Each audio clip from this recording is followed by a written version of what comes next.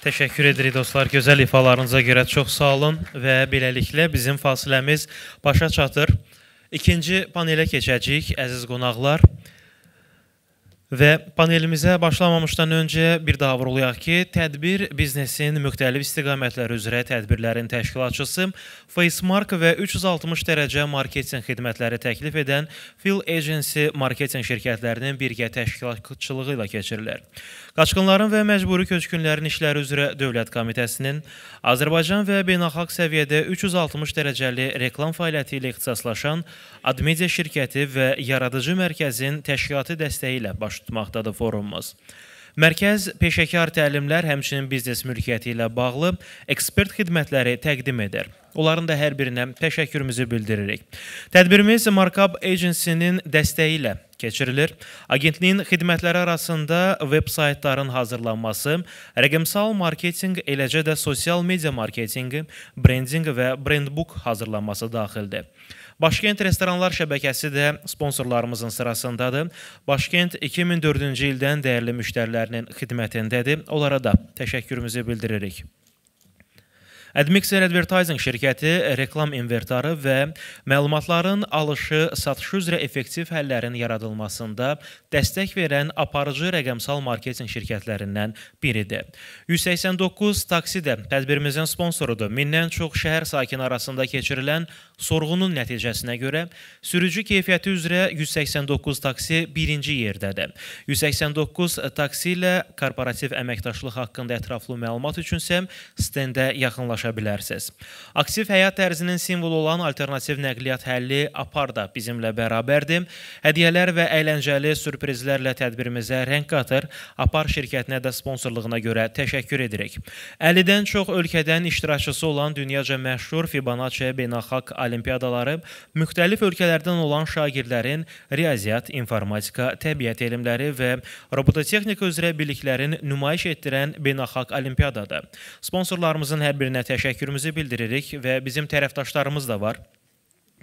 Dəyərləndirmə tərəfdaşımız Qmeter şirkətinə, rəqəmsal platforma tərəfdaşımız Ədviyyat şirkətinə, çöl reklamları tərəfdaşımız Brand Media şirkətinə, Renesans reklam şirkətinə, Çap Promo tərəfdaşımız Creatime şirkətinə, Creatime reklam və poliqrafiya sahəsində öndə gedən şirkətlərdən biri olaraq artıq 13 ildən çoxdur ki, istehsalçı kimi fəaliyyət göstərir.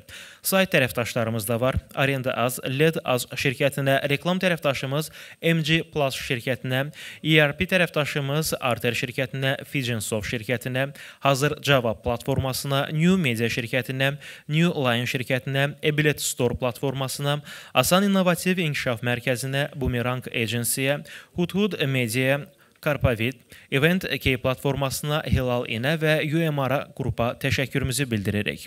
3 ay ərzində mediada tədbir xəbərlərinin işıqlandırılması istiqamətində bizlə bərabər olan tərəfdaşlarımız da var. ARB televiziyasına, Baku TV-yə, Bizim Yol Info Az, Report Az, Marja Az, First News Az, Oxu Az, Operativ Media, İqtisadiyyat Az, Araz FM Biznes Mərkəzi verilişinə, Radio Enerjiyə, Asan Radioya və Asan TV-yə, həmçinin Biznes TV-yə təşəkkürümüzü sizin gür alqışlarınızla bildiririk. Çox sağ olun. Əziz qonaqlar, biz marketingdən danışırıq. Təbii ki, burada xüsusi olaraq nitq, bədən dili xüsusi bir rol oynayır. Düşündük ki, bu mövzuda da bir təqdimatımız tam yerinə düşəcək. Hazırda biz istərdik ki, səhnəyə biznes strategiyası və liderlik qlobal bədən dili üzrə ekspert Anar Heydərova dəvət edək. Alqışlarınızla onu səhnədə qarşılayırıq. Buyurun, söz sizdədir Anar bəy. Salamlar. Hər kəs salamlayıram. Xoş gördük. Çox belə canlı bir orqanizm hiss olunur burada. Hər kəsi burada görməkdən məmnunam. Adətən mən həyatımın 17 ilini idarə etmə, satış, marketinqə xərcləyən bir insan. Gürcüstanda, Özbəkistanda, Qazaxstanda idarə etmə, belə deyək, brendlərin irəli çəkilməsi, onların dövriyyələrinin artırılması ilə məşğul olan bir insan. Son 2 ildə çox təsadüfi bir halda bədən dili ilə tanış oldum. Bir hobbi artıq böyük bir biznesə çevrilib, hətta qlobal bir biznesə biznesə çevrilib. Bu məni biraz həqiqətən də motivasiya edir və başa düşürəm ki, səndə mən marketinq birinci bizim özümüzdən başlayırmış. Amma bunu yoxlamaq üçün hər kəs buradadır. Bunu bir yoxlayaq görür. Ümumiyyətlə birinci insanlar bizim sözümüzə mi etibar edir, yoxsa birinci bizim bədənimizə mi etibar edir? Hər kəs mənimlə bərabər zəhmət olmasa işarə barmağını qaldıra bilər. Hər kəs yuxarı, daha yuxarı. Əla. Baxın, zalın 90% baş barmağını qaldırdı, işarə barmağımızı deməyimə baxmayaraq. Baxın, dostlar, biz də bunu Moskvada mən təhsil aldıqda eyni şeyi biz də etmişdik və sözsüz ki, birinci baş barmağımızı qaldırmışdıq. Bu nəyə işarədir? Bu ümumiyyətlə nədən danışır? Mən Moskvada hardasa 6 aya qədər kinetik intellekt sahəsini oxudum və ondan sonra həmin məktəbin, Valentin Şişkin adında məktəbin Azərbaycanda səfir oldum. Amma sonra dedim, yox dostlar, biraz da nəsə biraz irəli getməyə lazımdır, biraz da nəsə qabağa getməyə lazımdır. Dedim, bu işin uzmanı haradır, bu kimdir bunun belə dibində məşğul olanlar? Dedilər ki, Joe Navarro deyilən bir adam var. Yəqin ki, hamınız onun kitablarından tanış olmuşsunuz. Və mən başvurdum Amerikadakı Joe Navarro Akademiyasına. Artıq 12-ci ayım tamam olur. Düzdür, axırıncı 1-2 aydakı oxuduğum modullar daha çox güc strukturları, təhlükəsizlik, bu sahələrə əhatə edir. Bizlər üçün o qədər də lazım deyil. Amma təhsilimi akademik apardığıma görə onlara da yiyələnirəm. Amma mənə maraqlı olan bir neçə sahə var. Mən sizi burada anatomik, bioloji bilgilərlə qidalandırmağı istəmirəm. Amma bir neçə faktorları sizin nəzərinizə çatdırmaq istəyirəm ki, ən azından bilginiz olsun. Bizim gözəl bir beynimiz var. Bir neçə litr su, bir neçə karbohidrat, belə də bəsitdir. Amma 3 hissədən ibarətdir. Bizim beynimiz, birinci hissəsi bizim reptile beyin, sürüngən beyin, hansı ki bizim həyatda qalmağımıza və çoxalmağımıza xidmət edir. Bizi zalı bu dəqiqə hamımızı yıxsalar, aparsalar meşəyə və bizim birinci düşünəcəyimiz şey ac qalmamaqdır. Qarnımız doyulsun. İkinci beynimiz, bizim demək olar ki, həyatımızın 70%-ni idarə edən beyin isə bizim limbik beyindir. Bizim bütün emosiyalarımıza, bizim demək olar ki, bütün hisslərimizə cavabdeh olan beyindir. Və cəmi 200 min il yaşı olan, çox cavan, çox narin bir beynimizin adı isə neokorteksdir. Hansı ki, biz çox nadir hallarda ora müraciət edirik. Bizim intellektimizə, ağlımıza cavab verir. Niyə nadir hallarda dedim dostlar? Çünki statistika, beynəlxalq protokollar göstərir ki, biz qərarlarımızın 60%-ni limbik beyindən veririk. Dostlar, indi biz burada deyə bilərik ki, yox, mən emosiyalarımı kənara qoyuram danışanda falan, amma nəticə, statistika, beynəlxalq protokollar, mən bu protokolları oxuyuram həm rus, həm ingilis dilində və başa düşürəm ki, dostlar, xitab etdiyimiz beynimizin əsas hissəsi bizim limbik beyindir. Burada hamımız IQ-lər 100% olan insanlar, daha böyük faiz olan insanlar oturduq və mən sizə çox narin, çox incə, belə də tələsmədən dedim ki, biz işarə barmağımızı qaldırır. Amma üzümə baxa-baxa hamımız baş barmağımızı qaldırır. Dostlar, bizim müraciət etdiyimiz və ilk baxdığımızda qərarlarımızın çoxu bizim bədən dili ilə olurmuş. Mən bu slaydı nəyə görə düzəltmişəm sizə? Ən azından bu AB-ləri nəyə görə yazmışam? Sizin cavab verməyinizə ehtiyac yoxdur. Biz insanı gördükdə cəmi bizə 3 saniyə vaxt lazım olur ki, biz o insan haqqında fikir irəli sürək. Biz insanın bu boyda ölçüdə siluetini gördükdə, biz artıq insan haqqında qərar verə bilirik. Mən bu adamdan dost olacam, olmayacam. Mən bu liderin arxasıca gedəcəm, getməyəcəm. Bu adam məni irəli aparır, yoxsa aparmır. Və yaxud hansısa bir X pozisiyaya mən insanı təyinat verəcəm, bununla mı gedim, yoxsa bununla mı gedim? Məsəl üçün, sizə sual versəm ki, biz bu günləri bütün komanda olaraq biznesin inkişafı üzrə direktor axtarırıq və bu 2 nəfərdən birini seçək. A deyənlər əlin qaldırsın. B deyənlər əlin qaldırsın. Mənim təlimlərimdə demək olar ki, böyük faiz A-nı götürür. Çünki bir güvən verir, bir ağırlıq verir, bir ekspertlik havası var. Və bu ekspertlik havası insanın qərar verməsinə çox ciddi təsir edir. Sual verə bilərsiniz ki, yaxşı, bəs insan savadı, ağlı, biliyi, dostlar, çox təəssüf və ya xoşbəxtlikdən, yaradılışımızın qayəsində bu var ki, biz əvvəlcə silueti dəyərləndiririk, ondan sonra artıq biz beynimizə, ağlımıza müraciət edib onu analiz edirik. Mən Azərbaycanın belə deyək, çox böyük şirkətlərində bu sahədə, yəni bədən dilinin biznesdəki rolu, belə deyək, modullarında təlimlər verirəm hazırda. Banklarda, leasing şirkətlərində, özəl strukturlarda. Və məni məmnun edən bir şey var. Yəni artıq şirkətlərimiz soft skills-in, yəni yumşaq bacarıqların həyatımızın nə dərəcədə əhəmiyyətli bir fazasını tutduğunu görürük. Yəni biz artıq bir insana baxdıqda, onun siluetinə baxdıqda, biz danışırıq onun haqqında. Ondan sonra onun ağlının içində nələr var, nələr yoxdurlar ortaya çıxır. Çünki belə bir dünya yoxdur. Dostlar, artıq ki, mənə dəxli yoxdur kim mənim haqqında nə fikirləşir. Məni tanıyan tanıyır. Bu dünya yoxdur. Biz hər saniyə, hər dəqiqə qiymətləndirilirik. Və biz qiymətləndirildikdə bizim beynimizdə Stanford varmı? Oxford varmı? Harvard varmı? Bizim belə bir imkanımız yoxdur. Yaxınlaşaq ki, ay filan kəs müəllim, sən bilirsən mən Harvard qutarmışam. Ay filan kəs, sən bilirsən mən Stanford qutarmışam. Bizim duruşumuz nədirsə, biz elə qiymətləndirilirik. Artıq, çünki psixoloqlar daha çox niyə sualı ilə çalışırlar. Yəni, sənin keçmişində nələr olur, nələr olub, hansı travmalar falan. Daha çox gələcəklə bağlı olan suallar isə nə üçün suallardır? Bu, sənin artıq gələcəyə olan proqnozların, sənin demək olar ki, hədəflərindir. Amma bizi indi görürlər. Baxın, biz bir-birimizi təmasda bu saniyə görürük. Biz bilmirik dünən nə olub və biz bilmirik ki, sabah nə olacaq. Biz bugün olduğumuza görə bizim bir soft skills bilgilərimizi rəndələməmiz üçün bizim bədən dilimizi formalaşdırmamız lazımdır, dostlar. Və bu formalaşdırmaq sizin həyatınızı asanlaşdırır. Baxın, mən həyatımın dediyim kimi də böyük hissəsini satışda keçirmiş bir insan və satışın nə dərəcədə həyatımızın əhəmiyyətli bir hissəsini tutduğunu görürük. Çünki beşikdən sona qədər həyat satışın üstündədir. Biz özümüzü qəbullandırırıq, biz özümüzü satırıq və biz məhsulumuzu satırıq. Amma maraqlı bir məqam var, dostlar. Burada satışda işləyən yəqin insanlarımız da var və belə deyim, marketinqin növbəti mərhələsi satış gəlir. Biz başa düşürük ki, satışda birinci şərt sənin məhsulun təqdimatı deyil, dostlar. Mən həyatımda Gucci-dən tutmuş, telefon kaburalarına qədər satmış bir insanam. Yəni bildiyiniz Gucci, yəni həmin şəbəkədə çalışmışam və son çalışdığım icraçı direktor olaraq şirkətdə isə telefon kaburaları satırdım, şarj aparatları satırdım. Və mən başa düşürdüm ki, dostlar, uğurlu satış təmsilçisini mövqeləndirən birinci onun satış qabiliyyəti deyilmiş. Birinci mövqeləndirən mövzu onun özünü qəbullandırmağıymış. Və biz özümüzü qəbullandıra bilirikmi? Çünki satış başlayanda birinci, biz 1-0 uduzuruq. Çünki alan tərəf pulu verən tərəfdir, hansı ki o daha avantajlı durumdadır. Satıcı isə ondan pulu götürən o daha dezavantajlı durumdadır və burada bir disbalans var. Satış təmsilçilərinin, satış menecerlərinin buraxdığı ən böyük xəta 1-0-ı birdən 1-ə 2-1-ə çatdırmaq olur. Çox təəssüf.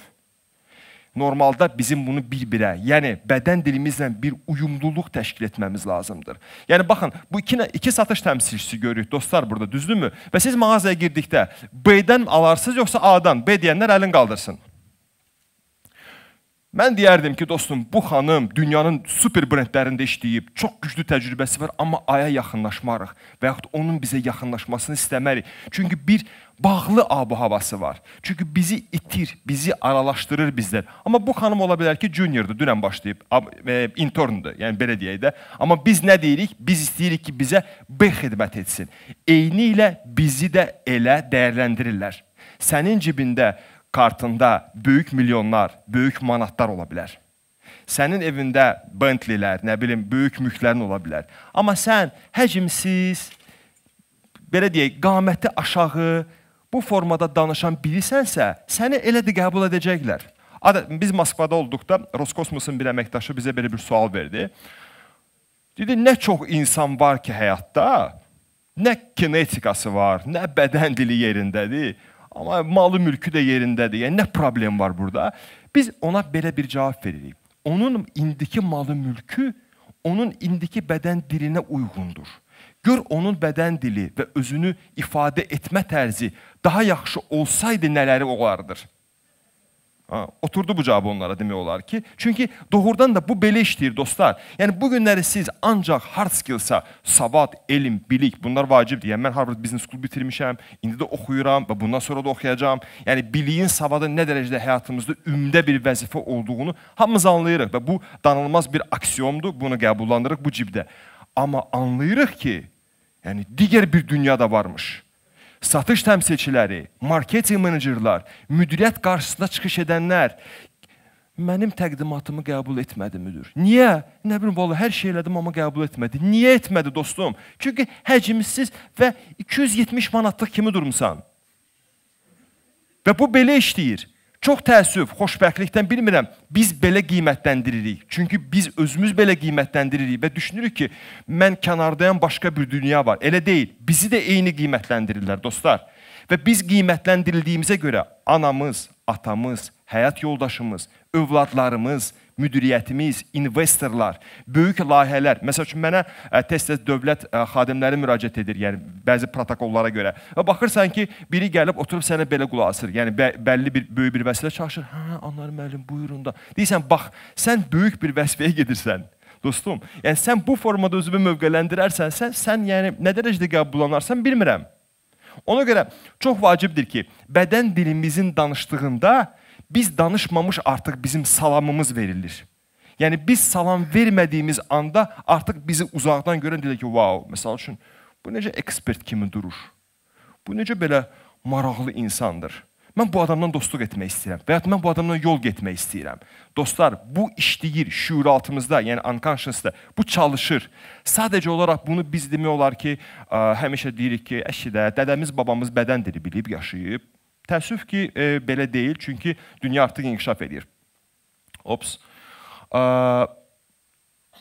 Bu slaytda da mən nə göstərmək istəyirəm? Məsələn, iki müqavilə ərəfəsində olan bir xanım görürsünüz burada. Məsələn, sizcə bunların hansı daha müqaviləni uğurla başa çatdıracaq? A deyənlər əlin qaldırsın.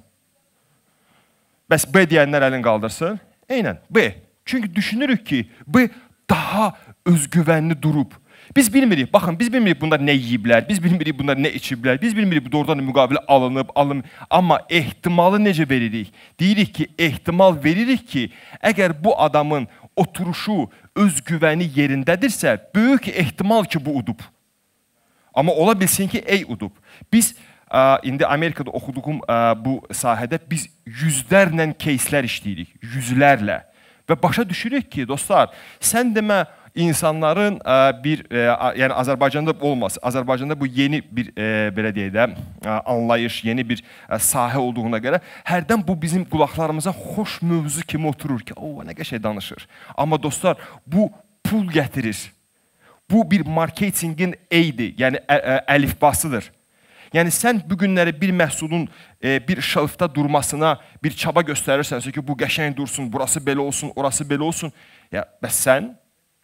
Bəs sən, yəni qəşəng görsənməsini təmin etmişsən, amma busan, salam verik.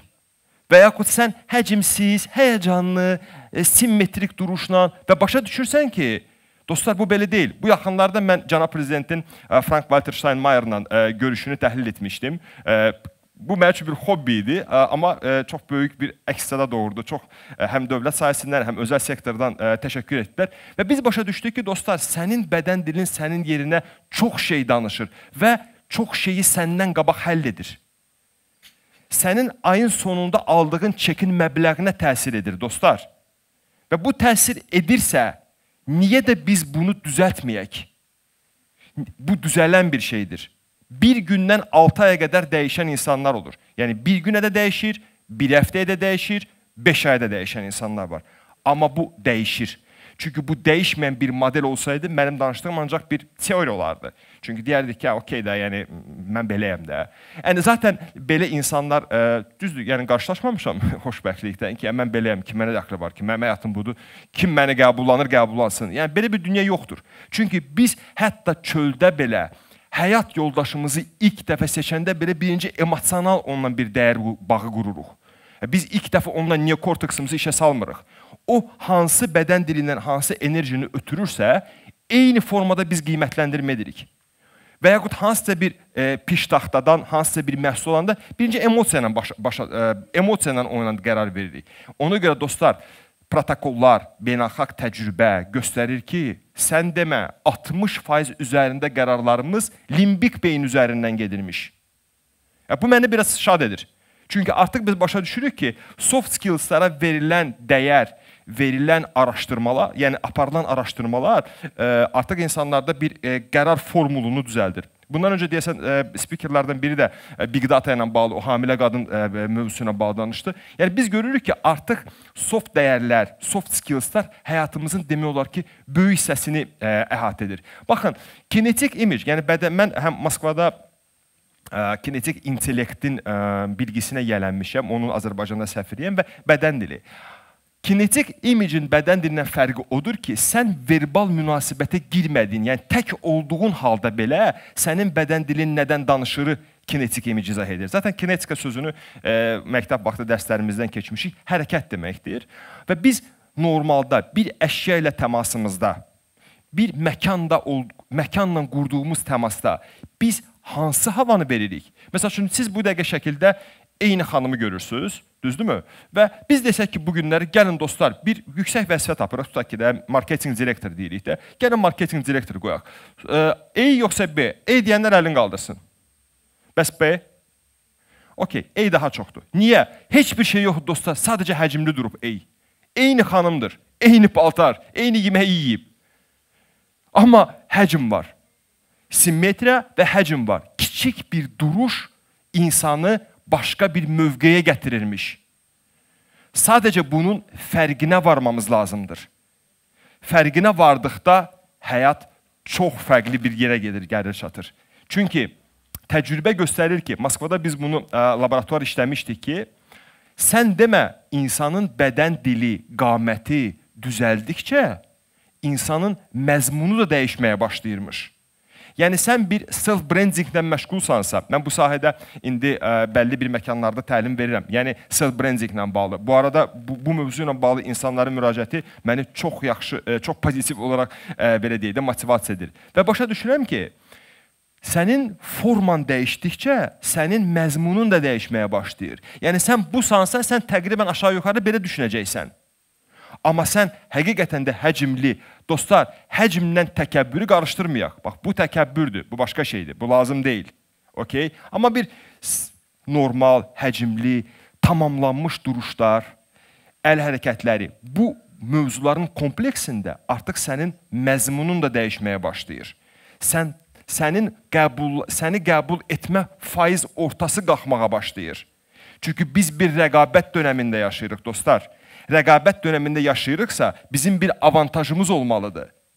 Bugün mən 5 marketoloqdan birini seçməliyəmsə CV ilə, mən məsəl üçün bu yaxınlarda böyük top 2 bankın birinin HR direktor, HR meneceri və rekruterlarına təlim verdim. Və orada dəyərləndirmə mexanizmasını işləyirdik.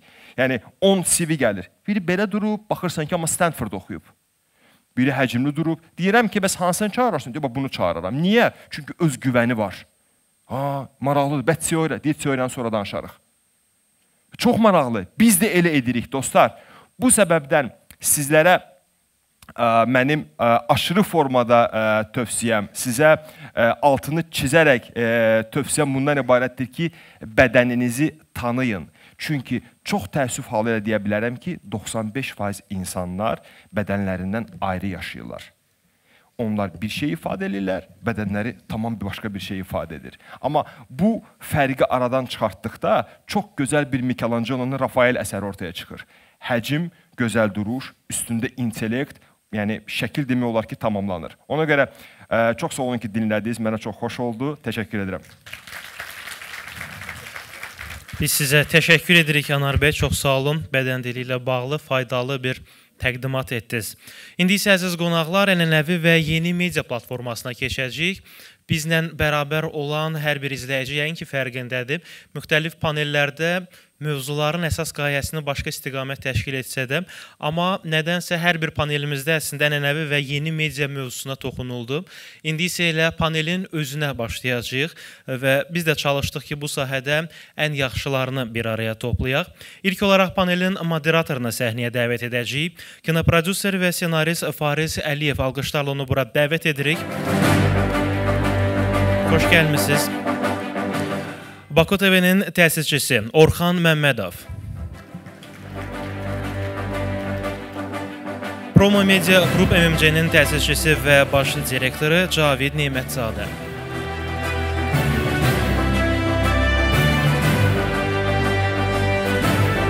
Və Content Media şirkətinin təsisçisi Teymur Əliyev. Bir daha hər birinizi salamlayırıq, xoş gəlmisiniz. Təşəkkür edirik ki, dəvətimizi qəbul etmişsiniz və inanırıq ki, çoxunu düşündürən mövzular ətrafında faydalı məlumat ötürəcəksiniz. Buyurun Fariz bəy, söz sizdədir.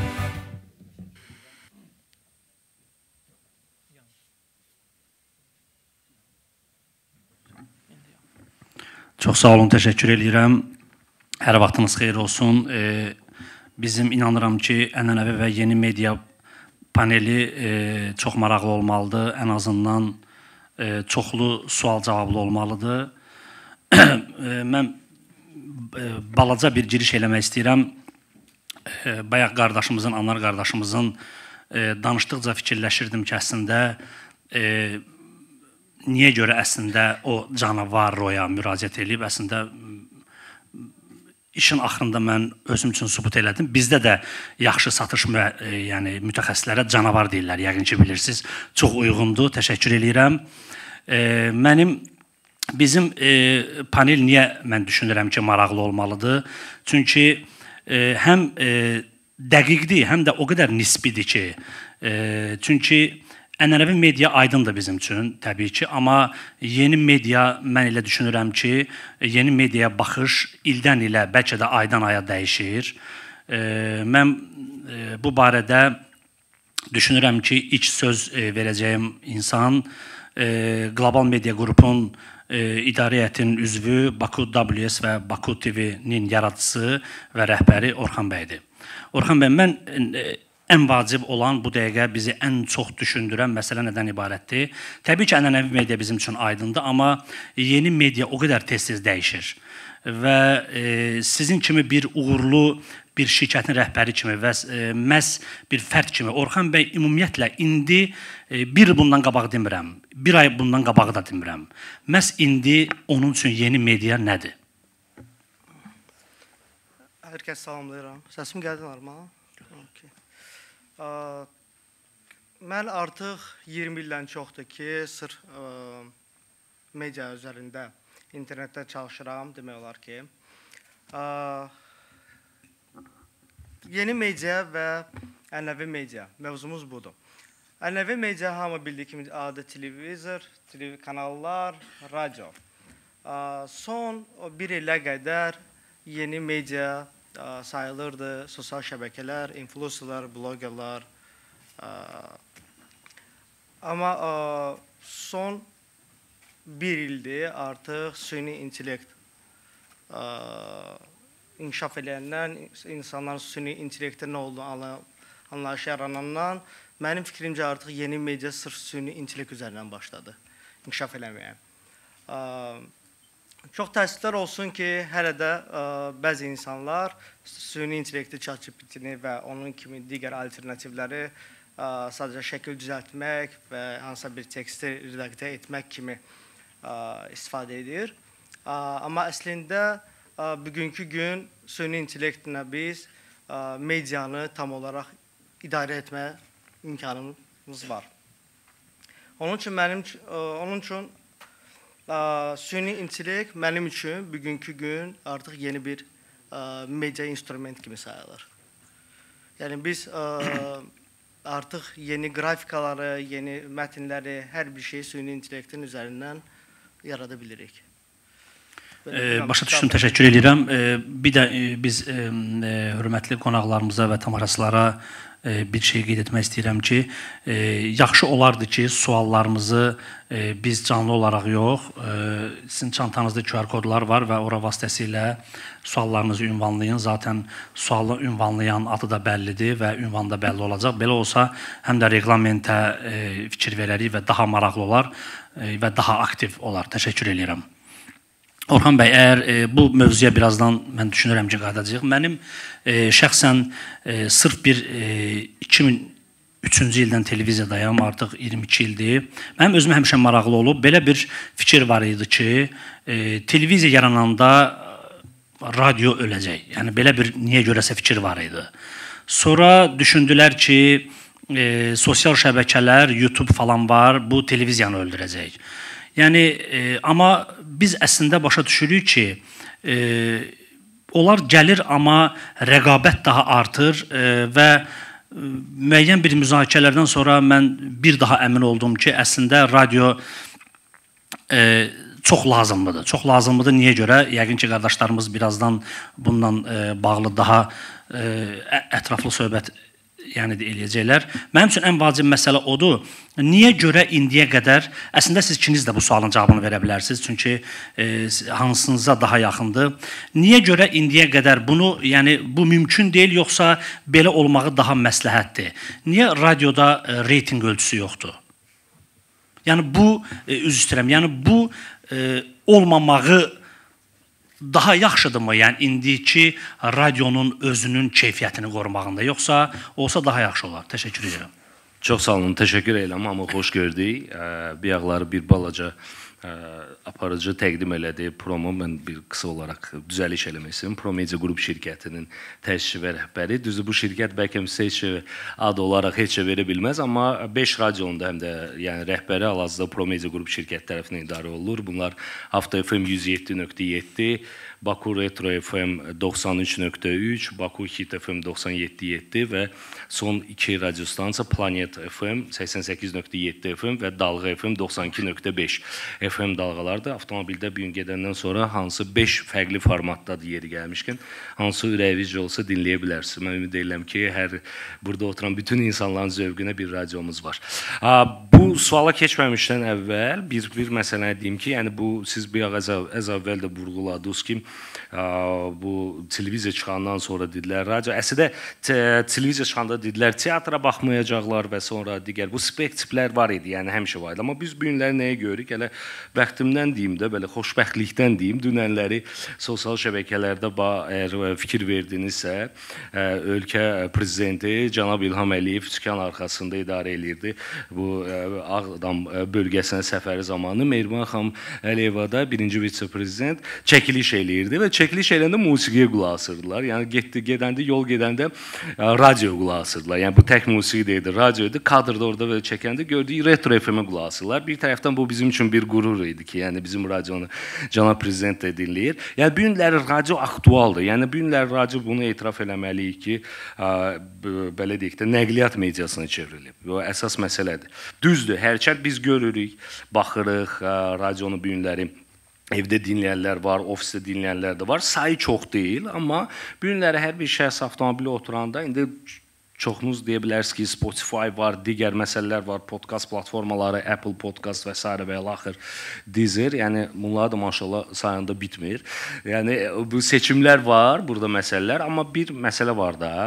Burada bu həmin platformalarda siz öz playlistinizi özünüz ayarlayırsınız da, yəni özünüz seçirsiniz və mahnılar da demək olar ki, ardıcıl gəlir. Misal üçün TikTokda bu günləri çox vaxt deyirlər ki, bu nə deyir, TikTok nə göstərir də? Qardaş, sən nəyə baxırsan, TikTok alqoritmi götürür və görür sənin maraqların nədir və sənə onu verir. Yəni bu eyni məsələ də bundan ibarətdir. Bütün bu platformalar belə işləyir. Yəni Spotify-dan tutmuş Apple Podcast-ına qədər. Yəni sən tutaq ki, bir dəfə Mozart-ı dinləginən və yaxud da ki, nə bilim Üzeyri dinləginən fərq eləmir. Hər iki Üzeyirdən söhbət gedir. Hər ikisi də var platformada. Yəni bundan sonra o tip musiqilər sənin qarşına çıxacaq. Amma radio nəyə gətirir? Radio birincisi bizdə çox xoşbəxtlikdən Teymur həmkarım yəqin ki, razılaşar. Bizdə radiolar bayağılığa getmədik.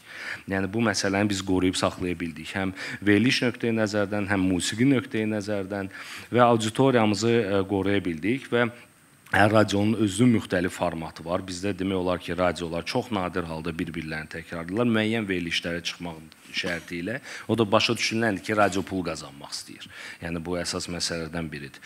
Ona görə radio aktualdır. Mən düşünmürəm ki, sosial şəbəkələr və az əvvəl çəkdiyim nümunələrdir ki, bizim radionu əlimizdən ala biləcəklər. Əslində burada paralel bu günləri bizim üçün fürsət yaranıb. Radio rəhbərləri üçün, radioda olan aparıcılar üçün. Biz özümüz sosial şəbəkələrdə bax, gənc nəsli belə deyək də maraqlandırmaq üçün TikTok sosial şəbəkəsində varıq, YouTube-da varıq, podkastları eləyirik müxtəlif, Spotify. Məsəl üçün Hafta FM-i siz Apple Podkastda çox rahatlıqla tapıb həm podkastlarını dinləyə bilərsiniz, həm də o cümlədən canlı dinləyə bilərsiniz. Mən bir balaca danışsam həmkarlarıma da söz qoymayacağam danışmağa. Yox, yaxşıdır. Əslində bizim spikerlərin sayı az olduğuna görə problem deyil. Vaxtımız var. Vaxtımız var, amma onda Orxan və Teymur sizdən üzr istəyirəm. Hə, buyurun. Mən əslində Teymur bəyə sual vermək istəyirəm. Yəni indiki dövrdə bu reklamlarla bağlı məsələlərdə o qədər yəni vəziyyət yaxşı deyil. Yəni belə deyək. Niyə görə yaxşı deyil? Çünki söhbət televiziya və radiodan gedir. Yəni bu sosial şəbəkələr artıq daha hegemonluğa başladığı dövrdən sonra, yəni mən belə bilirəm, yəni nəyisə düz bilmirəmsə mütləq deyin, reklamlar yavaş-yavaş azalmağa başlayır. Yəni bir şirkət öz məhsulunu niyə məhz radioda yerləşdirməlidir? Yəni mənim üçün çox vacibdir. Təşəkkür suala görə. Salam hamıya. Əvvəla dərhal ondan başlayım ki, bir qısa olaraq bir qədər əvvəlki sualınıza cavab olaraq deyim ki, heç bir vaxt, heç bir internet, heç bir digər texniki vasitə radionu öldürməyəcək. Çünki radio bu dalğa yayımı deyil sadəcə. Radio texniki ifadədir. AM-i var, FM-i var və ilaxır. Və bugün həmin o internetdə də radionun yayımı var.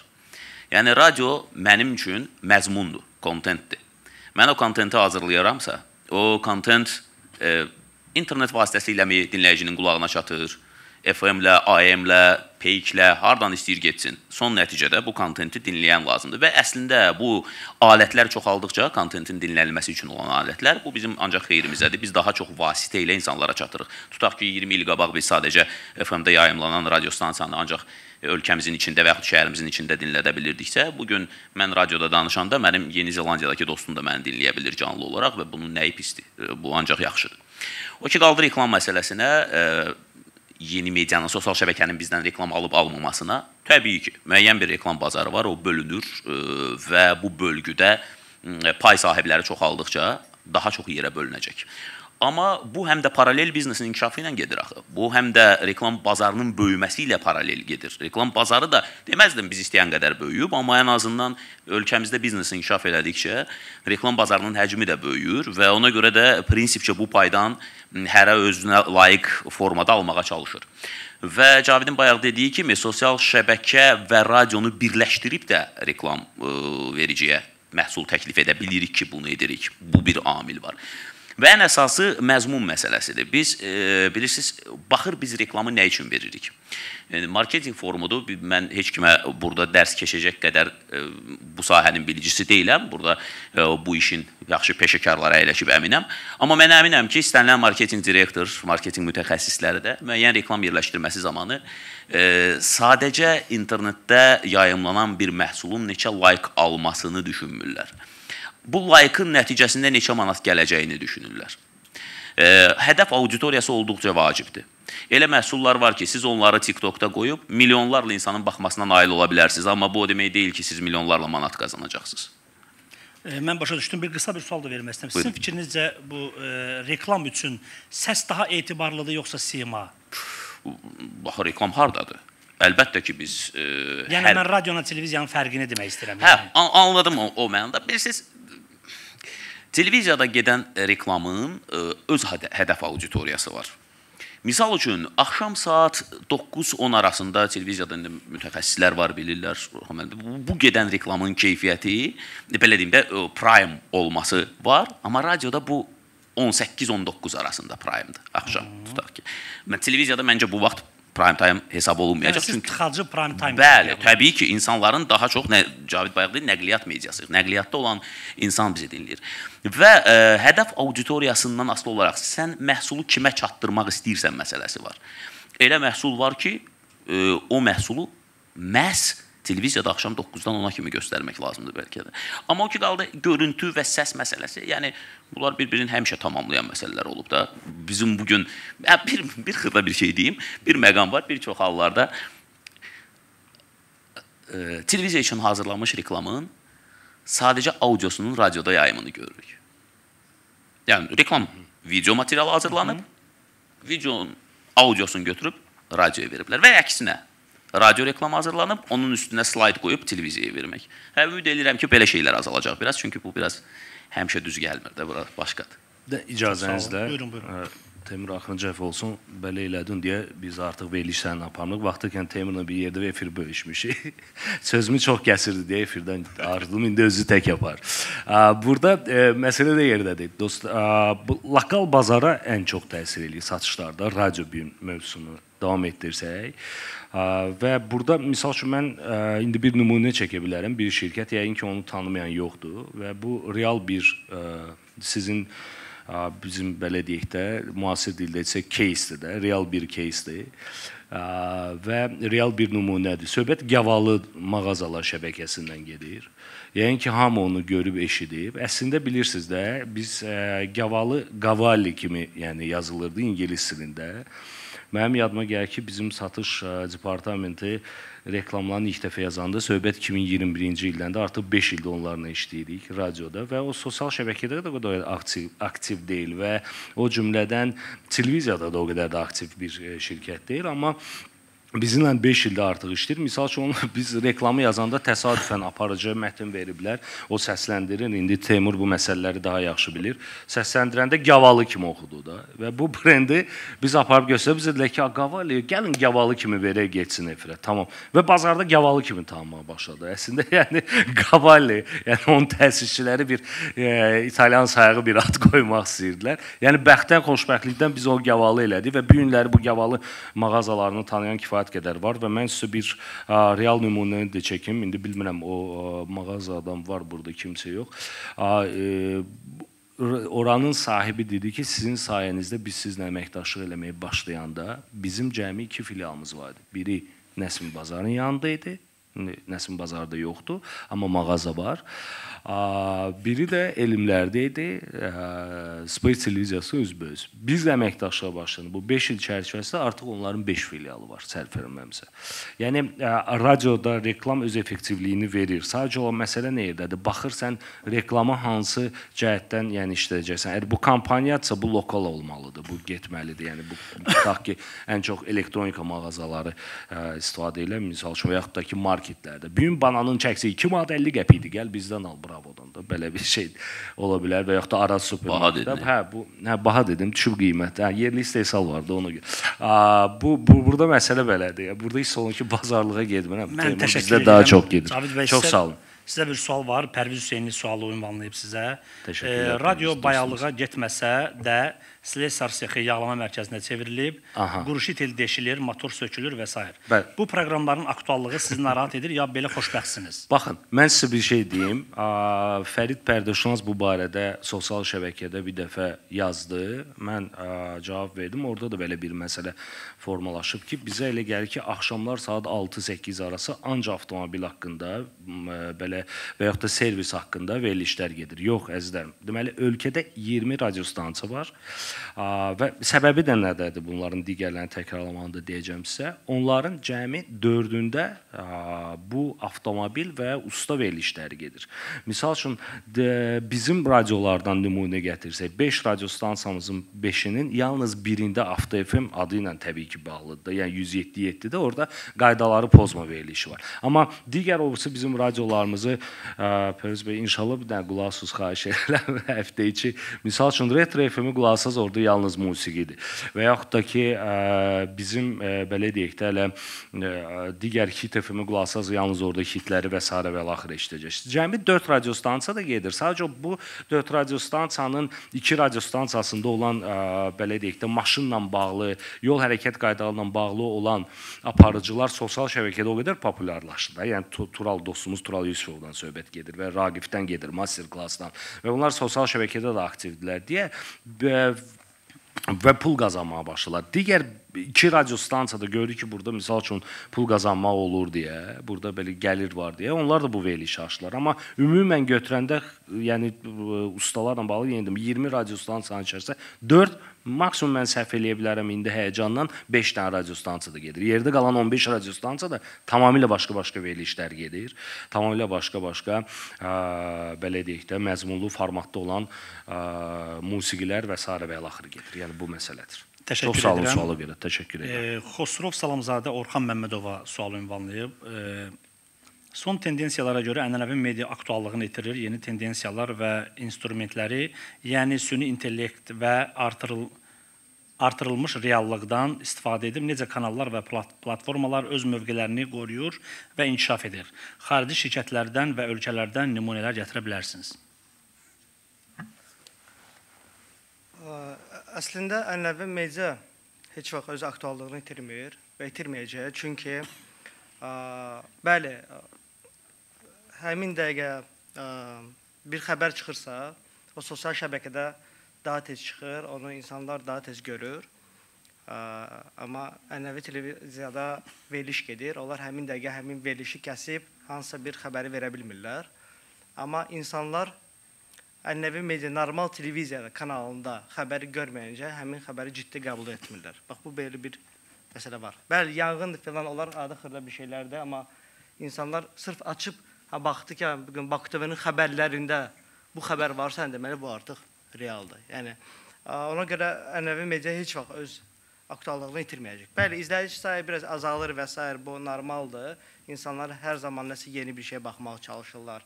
Ümumiyyətlə bu günləri əgər bir 4-5 il əvvəl insanlar YouTube-a baxırdısa, bugünkü gün insanlar xəbərlərə də, kinolara qədər shortslardan baxırlar. YouTube Shorts-a və Instagram Reels-a girib 2 dəqiqə, 3 dəqiqə biz hər hansı bir kinonun və xəbərin bir hissəsinə baxdıqda artıq biz bilirik ki, orada nə baş verib. Hətta insanlar kitabları da əvvəl əgər kitabları oxuyurdularsa, bugün kitab haqqında oxuyurlar və artıq kitabda nə yazılıbsa onun kitabın məlumatını artıq bunlar bilirlər. Süni intellektə isə qaldıqda, süni intellekt bugünkü gün kontent hazırlamasında insanlara çox böyük bir belə yol açıb. Məsəl üçün, biz Baku TV-də bu yaxınlarda yalançı erməni tarixi haqqında bir material hazırladıq. Əlbəttə ki, 300 ilin, 400 ilin kontentinin videolarını bizdə onlar çox olmayıb və biz o grafikanı yaratmaq üçün normalda onun üzərində bir 10-15 nəfərlik bir komanda işləməlidir. Grafistlər işləməlidir, buna vaxt lazımdır, buna pul xərcləmək lazımdır. Amma biz süni intellektdə düzgün prompt yazaraq istədiyimiz grafikanı yarım saat ərzində əldə edə bilirik. Və biz artıq yalançı erməni tarixini yaradanda onların dedikləri bu yalanları, biz bunu reallaşdırırıq, amma biz bunu yalan kimi insanlar göstəririk ki, bunlar bunu belə təsəvvür edirdilər və biz bunu süni intellektlə bunu yaradırıq. Bəli, fake-lar da çoxdur. İnsanlar çalışırlar, fake foto və videolar yaradırlar. Necə ki, Xəzər dənizində bu yaxınlarda balina vardı. Yəqin ki, hamıza yadınıza gəlir də bu balina hissəsi. O balina bulvarda qoyulan balina özü fake maket edirsə, yaş. Amma ondan öncə bir gün əvvəl video yayılmışdı ki, Xəzərdə balina üzür. Yəqin yadınıza gəlir. Səçən onu süni intellektlə eləmişdilər. Biraz da TikTok-a qoydular, biraz musiqi filan əlavə elədilər. Arxada bir-iki dənə bloger və s. Və nə oldu? Tutdu. Hamı da inandı ki, orada balina üzür. Düzdür. Demək ki, məsəl üçün bu fake xəbərdir. Məsəl üçün normal insan bilir ki, Xəzərdə balina ola bilməz. Düzdür?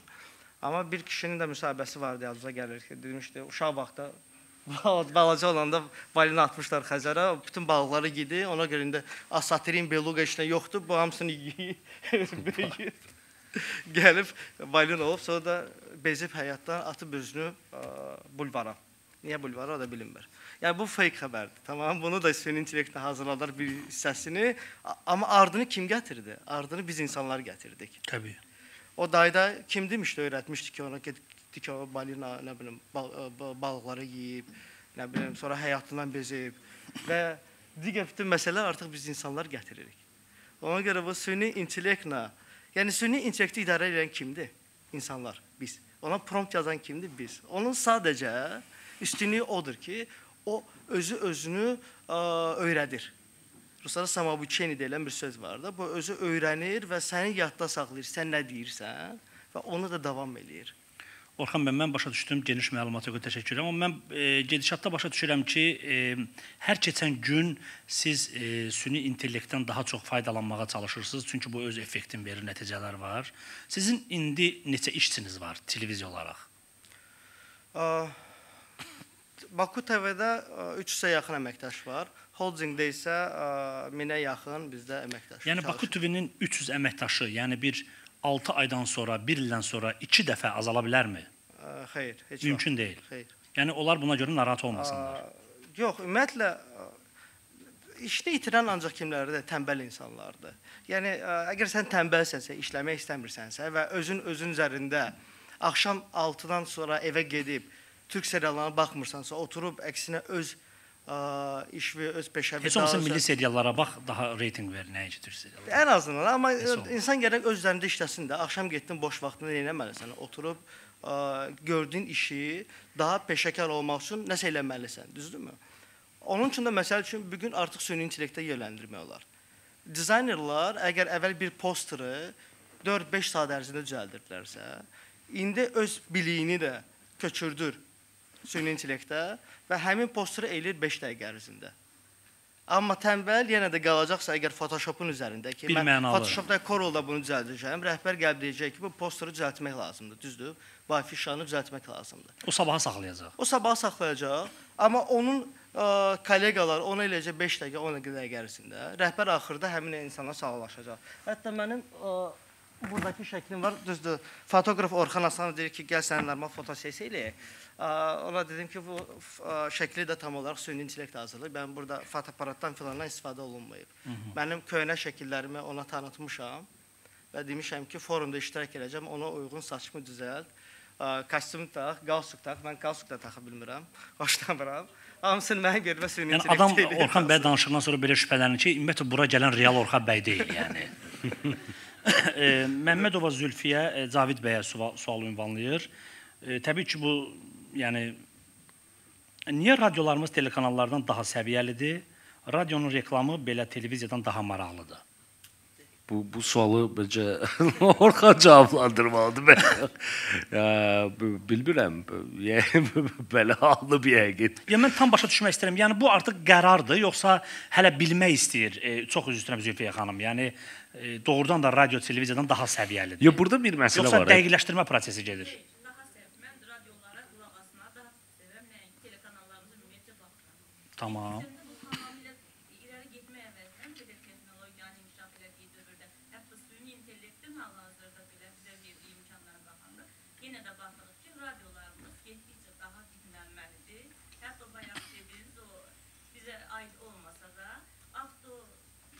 FM daha maraqlıdır qulaq asmağı, nəinki telekanallarımız baxımı deyil. Baxır, hansı verilişə baxırsınız, hansı telekanala baxırsınız? Mən hal-hazırda ad çəkmirəm, təbii ki. Amma ürək axşam hamımız işdən evə gedirik, yorğunluq pultu götürürük. Kanalı çevirib, oturub telekanallarımızda hamı da onu sübut edir. Məsələn, necə deyir, hamı deyə bilər ki, həqiqətən hansısa bir telekanalda bəlkə bir-iki kanalın xəbərlərinə baxa bilər. Heç bir kanalda bir səviyyəli vermiş yoxdur ki, biz pultumuzu çevirək, o kanalda oturaq, işdən istirahət. Mən elə düşünürəm ki, təbii ki, xanımın bu sual qarışıq şikayətinə... Əlbəttə, buyurun. Deməli, 6 il əvvəl bir balaca masa arxasında oturub Baku TV-nin layihəsini düşünürdü ki, necə bir telekanal yaradaq. Çünki mən 20 il sadəcə web üzərindən, saytlar üzərindən xəbər yaymışam və indi telekanal yaradırıq. İdeya var, Baku TV, tamam. Nəsə eləməliyik? Hərə bir cür ideya verdi. Biri dedi ki, gəlin əyləncə eləyək, biri dedi, gəlin klip verək, biri dedi, gəlin 6 il əvvəl Vine'lar daha çox belə blogerlar hər gün Vine'lar çəkirdi, YouTube'ları paylaşırlar və s. ki, gəlin o Vine'ları paylaşaq, Vine TV eləyirəm. Mən dedim ki, yox da, mən 20 ildir bu işin içindəyim, gəlin sırf xəbərlər eləyək. Mənə bir istən dedilər, kimdir xəbərlərə baxan? Hamı gəlin əyləncə verək, sosial verilişlər verək, sosial, normal, bizim Baku TV-nin verdiyi sosial verilişlər yox. Siz anladınız sosial verilişlərdən gedir. Bəli, mən dedim ki, yox, biz xəbər verəcəyik və xəbərlə insanları yenidən televiziyaya bağlayacaq. Amma sırf televiziyadan başlamır, YouTube-dan başlayırıq. Çünki insanlar bugünkü gün ancaq əllərində telefon, sosial şəbəkələri və YouTube-da baxırlar. Və biz izləyicini sosial şəbəkələrdən normal televiziyaya gətirdik. Sırf xəbərlərlə. Hamı mənə gülürdü ki, heç kəs xəbərlərə baxmayacaq, nədir? Azərbaycanda nə qədər xəbər var ki? Dedim, Azərbaycanda kifayət qədər xəbər var. Biz bunu göstərəcəyik. Və biz bunu göstərdik. Özünüz yəqin ki, Baku TV-ni bilirsiniz. Sosial mediada da yeganə Baku TV-ni istəyirəm hal-hazırda. Bəli, 2024-cü ildə sırf YouTube üzərindən Baku TV-nin 1 milyard izləməsi olub. Yəni, Azərbaycanda heç bir YouTube kanal belə bir reyting göstərə bilməz ki, 1 milyard baxış verib. Əyləncə vermədən, klip vermədən, show proqram vermədən, sırf xəbərlərlə 1 milyard baxış yığmaq bir il ərzində, o demək deyil ki, onda izləmirlər. Yəni, onu izləyən kimdir? Azərbaycanlılar da izləyir. Çox istəyirəm, artıq belə... Buyurun. Bizdə televiziya kanalları bilirsiniz, reyting yığmaq üçün mən belə düşünürəm ki, hal-hazırda gənc nəsli, daha potensiallı nəsli yox, daha belə televiziya kanallarında baxımı artırmaq üçün, yenə də ifadəmə görə üzr istəyirəm, yəni pensiya alan nənələri, ən çox evdar qadınları, mətbəxdə işləyən qadınları, belə deyim də televiziyaya bağlamaq üçün müəyyən verilişlər var ki, sırf telekanalın reytingini artırmaq üçün telekanallarda onlar telekanallar bağlamaq belə bir zamanda telekanallar bağlayırlar da belə deyək. Mən Zülfiyyə xanım, mən sizin təbii ki fikrinizi tam başa düşürəm. Amma təbii ki çox yaxşı olardı yenə suallarınızı buraya yazasınız. Özünüz gördünüz ki, yəni o qədər sualların içindən mən birinci bu sualı vermək istədim. Bir dənə onlar çox üzr istəyirəm. Bir dənə çox xahiş edirəm. Mən bu sualı verim, sonra bu məsələyə qayıdaq. Elvira xanım Teymur bəyə sual verib. Təqdimat zamanı səs tonu, kontenti deməli, maşallah o qədər gəldi. Kontenti dəyişə bilərmi? Və ya kontent səs tonudur mu? Bunu idarə etmək üçün nə etmək lazımdır? Bu arada yazır ki, Elvira xanım, bu arada çox əla səsiniz var. Bir də mən nəyi demək istəyirəm? Yəni, Teymur Əliyev bizim tanıdığımız o varlı villaların küçəsi olan Teymur Əliyev deyil. Yəni, başqa Teymur Əliyev. Niyə dediniz? Mən ümid edirdim, elə bilirlər. Çox sağ olun, minnətdaram.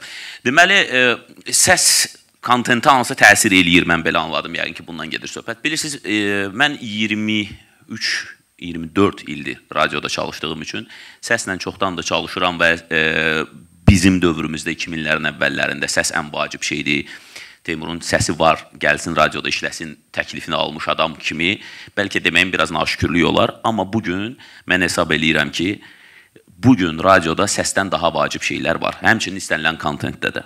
Bu intellektdir, bu məzmunun özüdür. Səs yalnız alətdir, bir hissədir burada. Əlbəttə, səs yaxşı olsa çox gözəldir. Amma buna baxmayaraq hesab edirəm ki, yazılan mətin, məsələn, reklamdan gedirsə söhbət, copyrightın olduqca böyük əhəmiyyəti var. Çünki gözəl səslə, düzdür, Azərbaycanda elə adamlar var ki, mən etiraf edirəm ki, onlar nədən də danışsalar maraqla qulaq asmaq olur.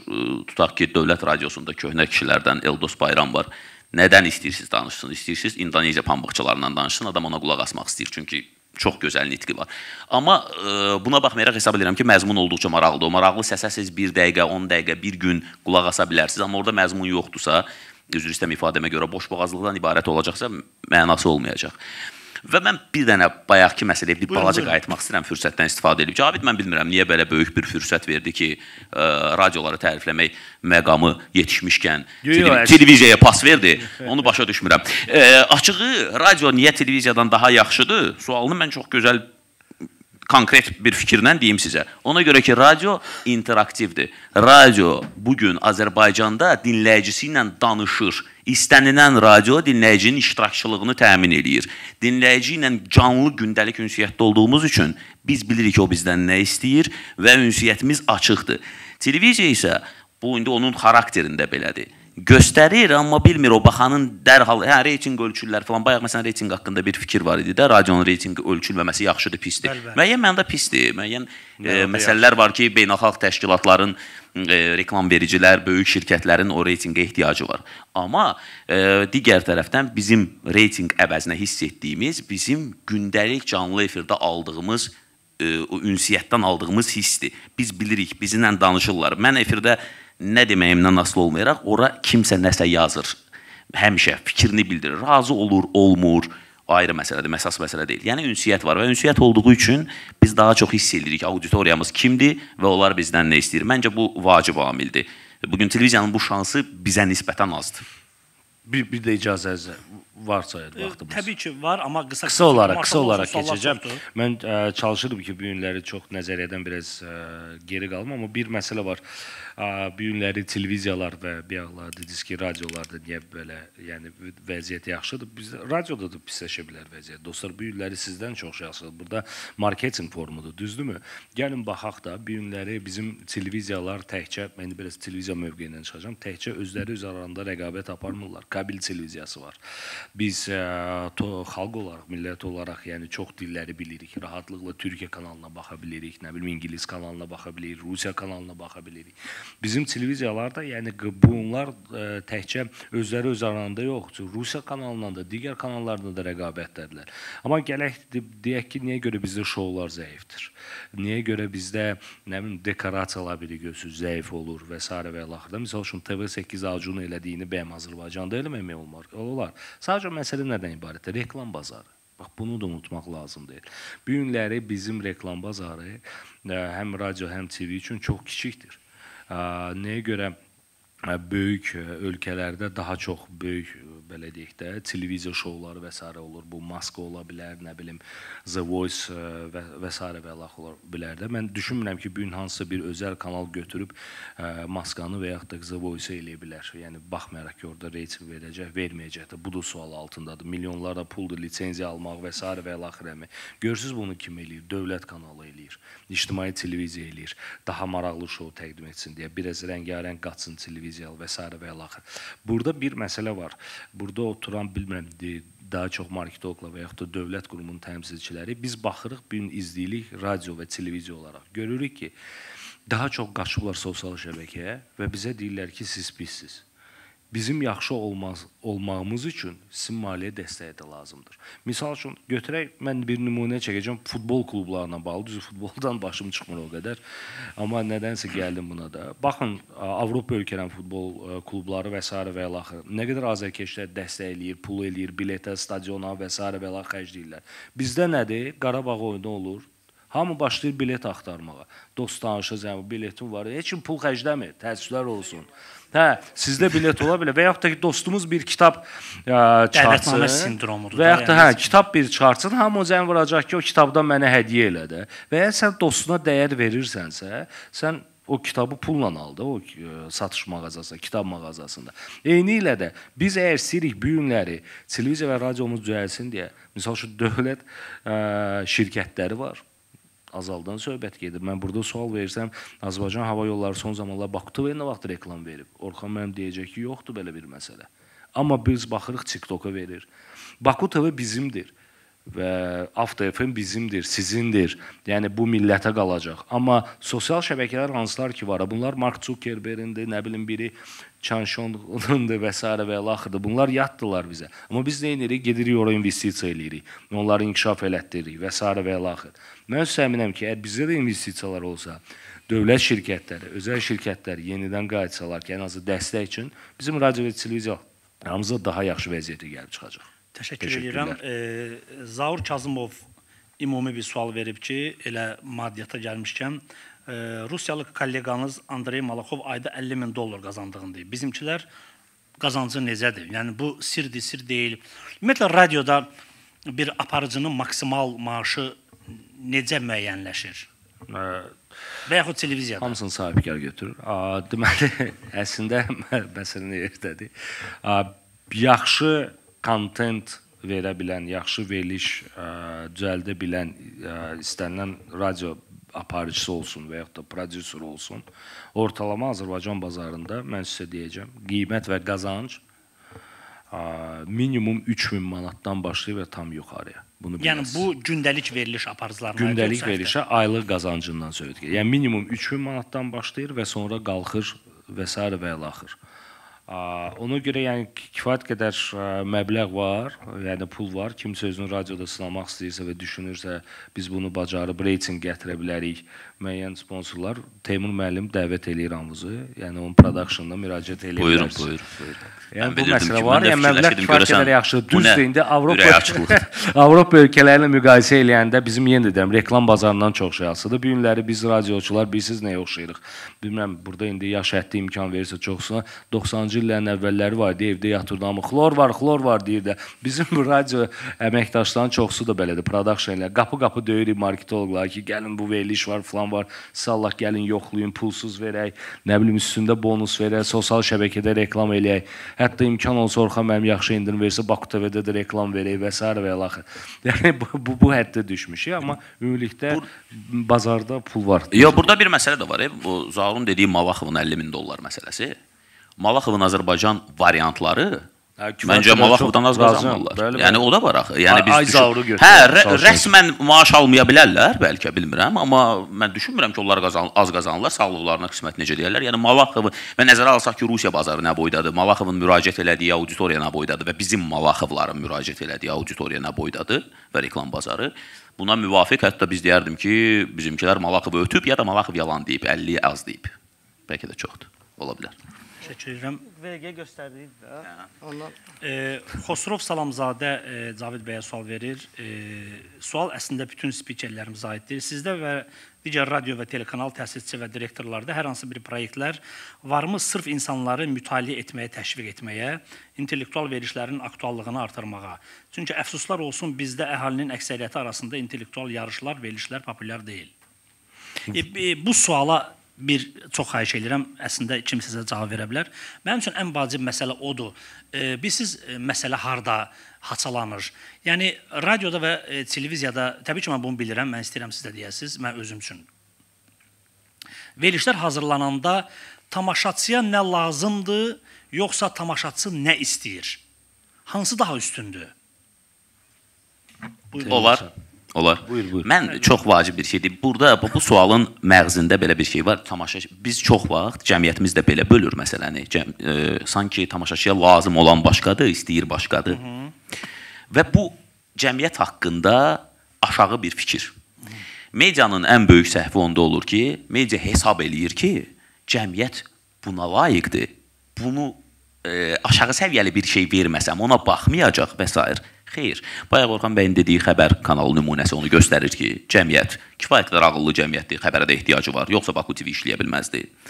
Və yaxud bugün Cavid bir neçə radionu idarə eləyərək, amma gəlib yeni yaranan radionu elmi, maarifləndirici radio formatı seçirsə söhbət Planet FM-dən gedir. O deməkdir ki, artıq təcrübəsi var, bilir ki, buna ehtiyac var, insanlar bunu dinləyəcək. Mən bugün efirdə birinci şovu hazırlayıram, özüm həm də aparıcılardan biriyəm, Xəzər FM-in səhərində. Mən istəsəm, hər gün səhər özümdən asıldır. Mən elə mövzu qoya bilərəm ki, nə bilmə, qayğanaq neçə dəqiqəyə bişir və ilaxır və s. danışa bilərəm. Amma mən hər dəfə çalışıram ki, elə mövzu seçim ki, mənim dinləyicim, ağıllı dinləyicim, onu özünə lazımlı hiss eləsin. Və mən qürurla deyə bilərəm ki, məni dinləyən adamların içində həkimlər, biznes adamları, vəkillər, hər cür ağıllı insanlar var ki, onlar fikir bildirir. Niyə fikir bildirir bilirsiniz mənə? Ona görə ki, mənim ona təklif etdiyim mövzuda danışmağa utanmır. hesab edir ki, oponent normaldır, bu mövzuda söhbət eləmək olar. Əlbəttə, siz efirə çıxıb primitiv bir sual versəz, normal adam düşünəcək ki, ayıbdır da, mən burada nə fikir bildirim. Yəni, auditoriya, Azərbaycan dinləyicisi, televiziya tamaşaçısı da o qədər də, təqdim olunan qədər də aşağı səviyyəli deyil. Onun yaxşı səviyyəli məhsula ehtiyacı var. Ona görə də düşünürəm ki, lazım olan və istəyən bunların ortasını tapmaq lazımdır. Və məncə mümkündür, alınır. Məncə mümkündür əslində. Bilmirəm bu sualı nə qədər biz cavablandırdıq yoxsa yox. Bir dənə də, amma çox xahiş edirəm, bundan sonraki suallara bazardığımız qədər qısa-qısa cavablar verək. Okay. Yəni, radioda bax, bu veriliş yaxşı verilişdir, bu veriliş baxımlıdır. Onun qərarını kim verir? Yəni, bu daha çox reklam hansı verilişə gəlirmi? Ondan hesablayırsınız, yoxsa radionun rəhbərliyi elə hesab edir ki... Yox. Yəni, bu necə ölçülür? Özəl radiodan söhbət gedirsə, özəl radiolardan söhbət gedirsə, burada məhz o verilişə reklam gəlirmi?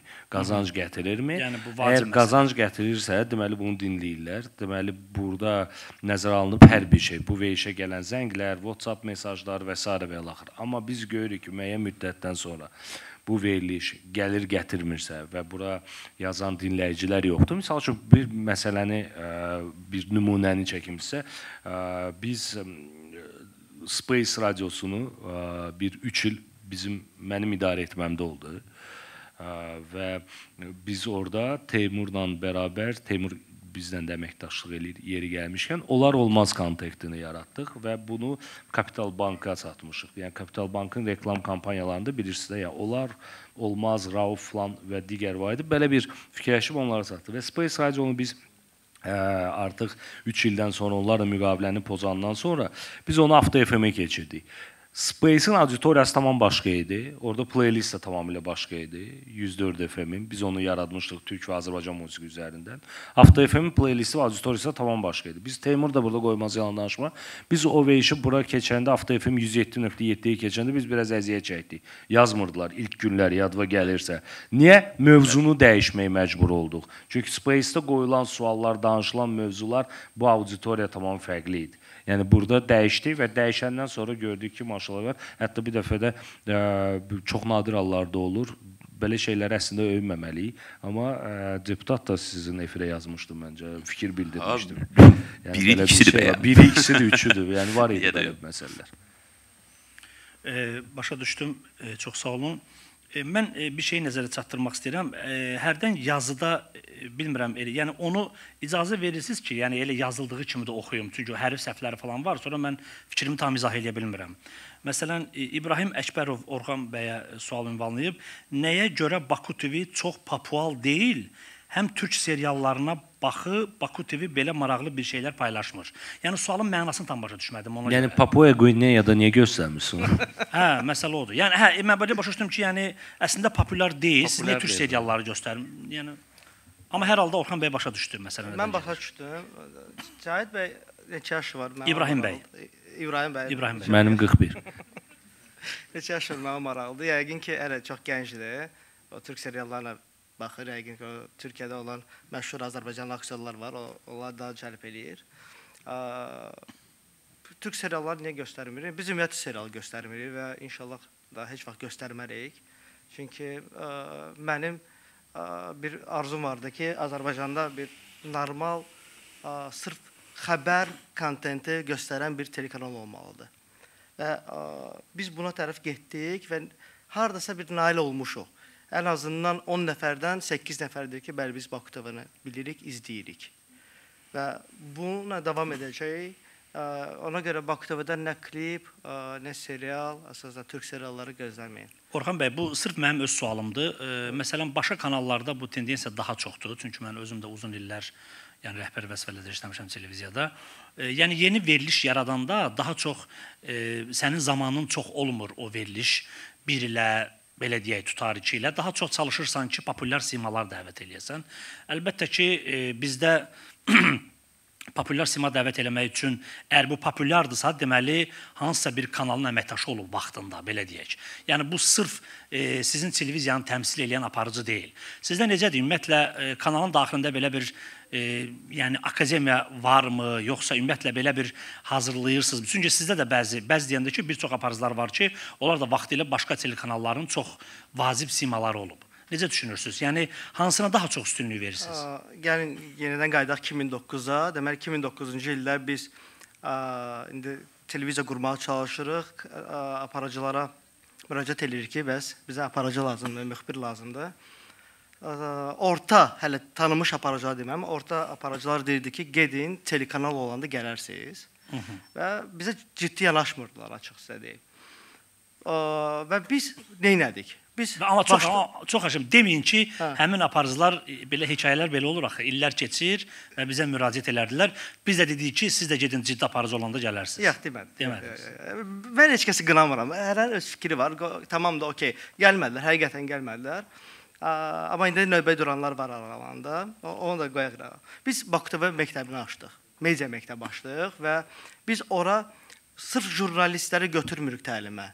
Ümumiyyətlə, ölkədə sadəcə jurnalistikaya, televiziyaya marağı olan hər bir kəsi dəvət elədik ki, gəl 3 aylıq təlim keç, 3 aydan sonra sən mediada çalışa bilərsən. Montajçı ola bilərsən, SMM ola bilərsən, müxbir, aparıcı, operator, işıqçı və biz son 3 il ərzində 100-dən çox peşəkar, jurnalist öyrədib bazara çıxartmışıq. Artıq Baku TV media məktəbi bitirənlər bəzi dövlət qurumlarında mətbuatda çalışırlar. Yəni biz artıq öz bazarımızı yaratdıq, özümüz dəvət edirik, seçirik, 100 nəfər, 150 nəfərin içindən seçirik 15 nəfəri, onlara başlayırıq öyrətməyə. Normal kadr yaranansı ya bizdə çalışır, ya da gedirlər digər qurumlara çalışırlar. Yenə də sırf öz məktəbimizi yaratmaqla bazara yeni kadrlar çıxartdıq. Yəqin ki, cavab verə bildim sualınıza. Əlbəttə, təşəkkür edirəm. Ayşə Əmrahova sual verir Cavid bəyə. Salam, yeni veriliş ideyalar necə doğur? Marketinq departamentiniz varmı? Komanda ilə kontent yaradılmasında hansı yaradıcı proseslərdən istifadə edirsiniz?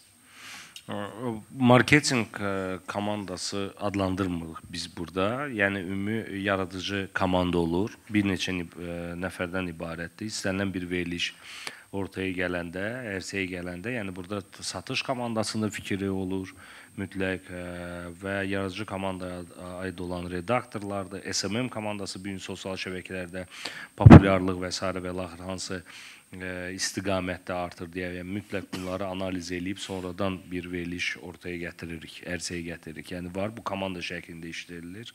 Yəni bizdə şirkətdə birbaşa olaraq, yəni bu rəhbərin fikridir deyə bu qərar verilir, bu veriliş aparılır deyə belə bir məsələ yoxdur. Yəni açıq deyim, yəni və biz komanda şəklində istənilən yəni bir verilişi ərsəyə gətirib ortaya qoya bilirik. Bu əsas önəmli məsələdən biridir. Mən düşünürəm ki, indiki zamanda.